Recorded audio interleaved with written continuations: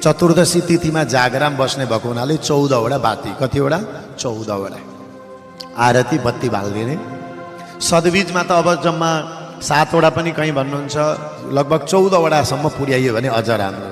चतुर्दशी तिथिमा छर्न बिहान शिवालय क्षेत्रमा जागराम बस्नेहरूले अघिल्लो दिन गएर जागराम बस्ने, जसको दिवंगत हुनुभएको छ बुबा आमा, यही वर्षमा बुबा आमाको आशोचमा हुनुहुन्छ। जहाँ चतुर्दशी तिथिमा जागराम बस्ने भएको हुनाले 14वटा बाती, कतिवटा? 14वटा आरती बत्ती बाल्दिने।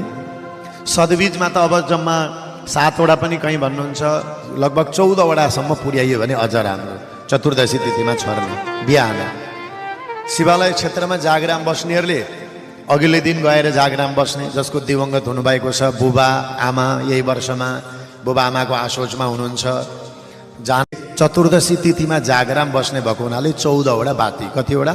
14वटा आरती बत्ती बाल्दिने। सदबीजमा त अब जम्मा 7वटा पनि कहीँ भन्नुहुन्छ, लगभग 14वटासम्म पुर्याइयो भने अझ राम्रो।